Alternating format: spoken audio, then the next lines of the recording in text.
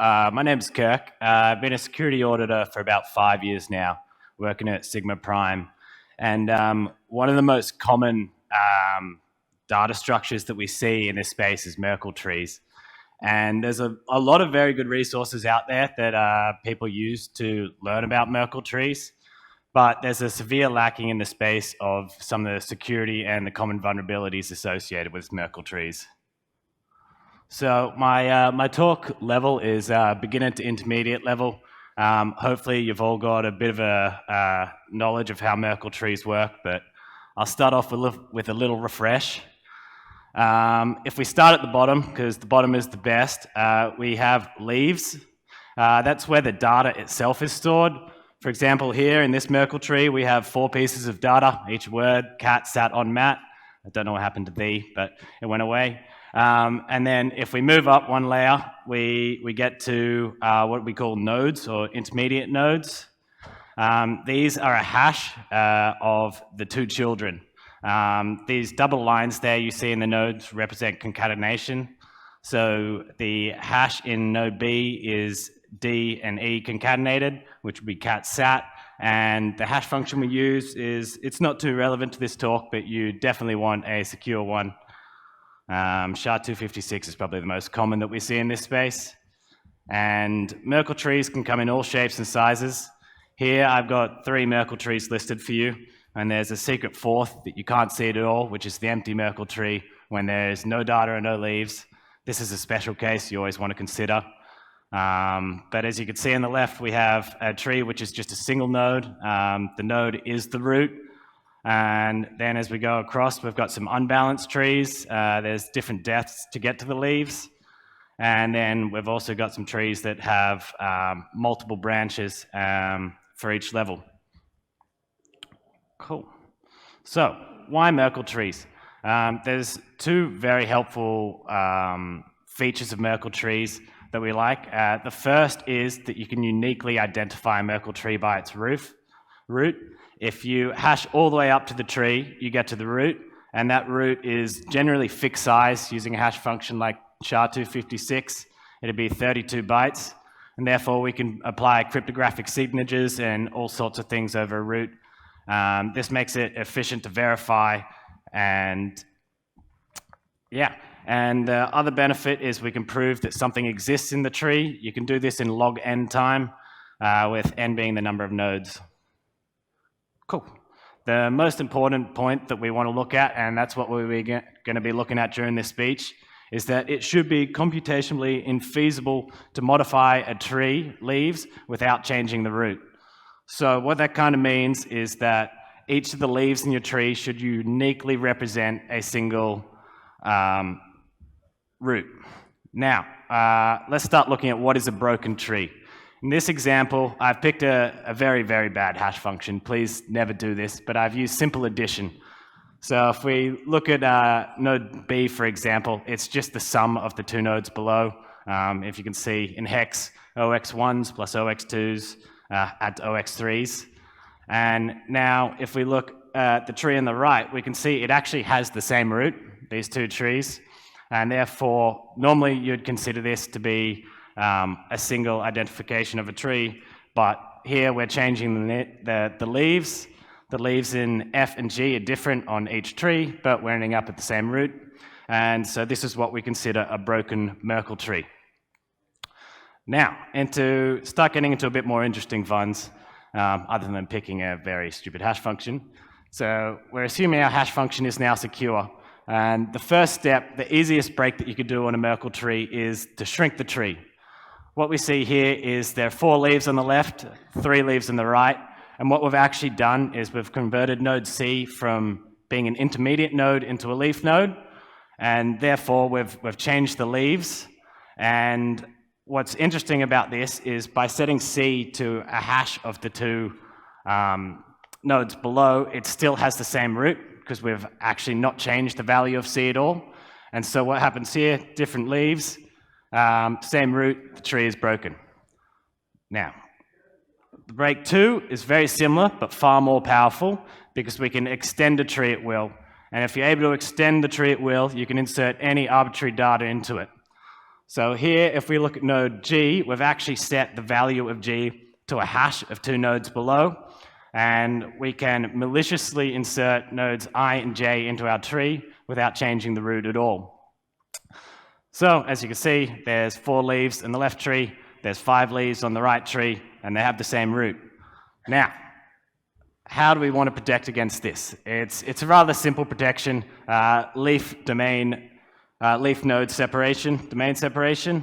So what we do is we put a 1 before every node and we put a 2 before every leaf. What this results in is that when you hash a leaf versus when you hash a node, they should have slightly different output.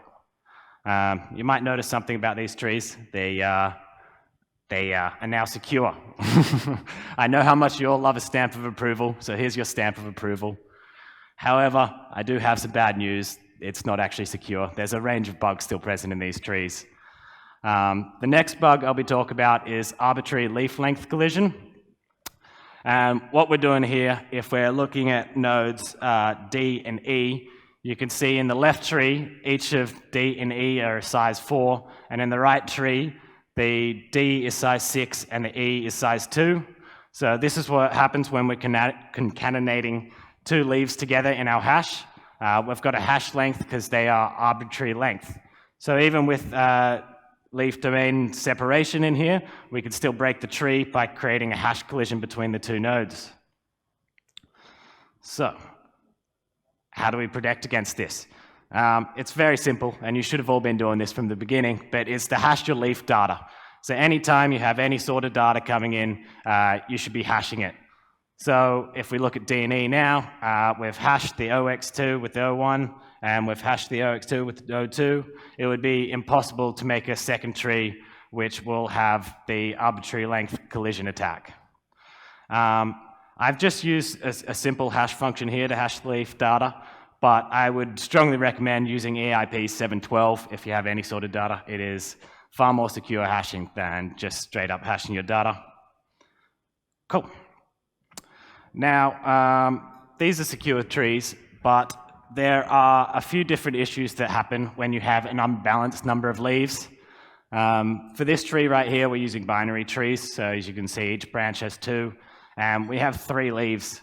This is not a clean power of 2, so we're either going to end up with a balanced tree, or we're going to have to do something called padding. Balanced trees are unbalanced trees. These occur quite often. There's nothing really wrong with doing unbalanced trees, but it does stop you from using depth and indexing protection. These are not common or on by default if using the Open Zeppelin Merkle trees library. So most people would just go with the unbalanced trees. However, some people do prefer to pad their trees with 0 to get a fixed depth. For example, here we've added the node G, OXOOO, and this makes it a nice balanced tree. So the depth of the tree is 2. All of the nodes will now be the same height, all of the leaf data. But there is one interesting thing I'd like to point about here, is if we had hashed node G with OX2 before it, what that would mean is it's now a valid leaf, and you really want to avoid inserting valid leafs. Even if it is just 0 data, it's still very unadvisable to have zeros. These can be used sometimes to decode successfully, sometimes not, depends on your application, but you do not want to add 0 leaves. That can be used by people in proofs.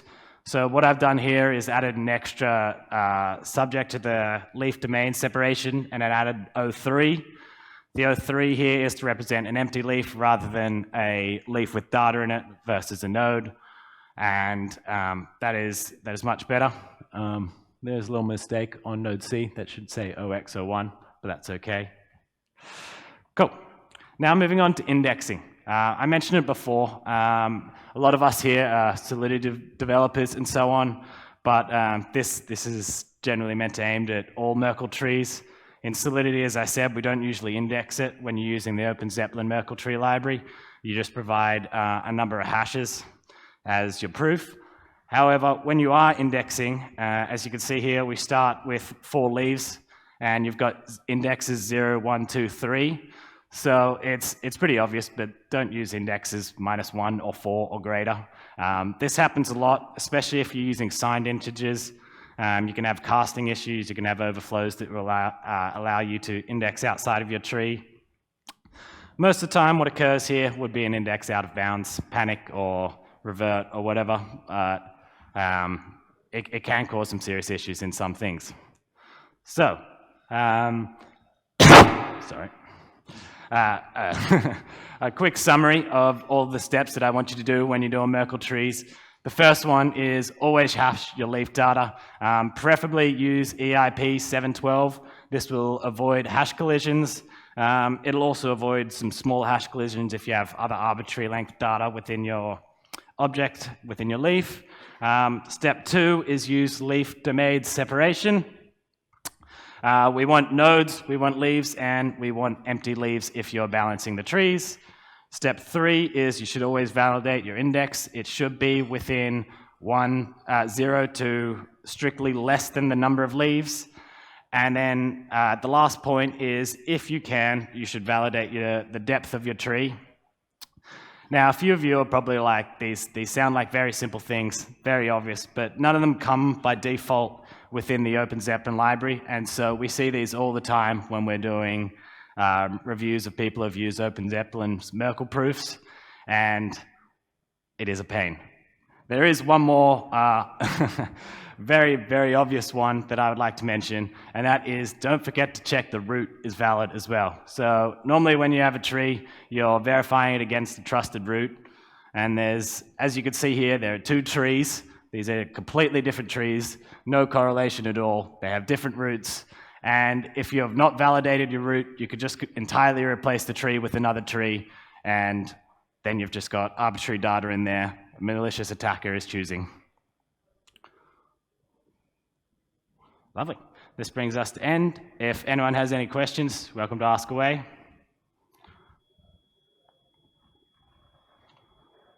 Beautiful.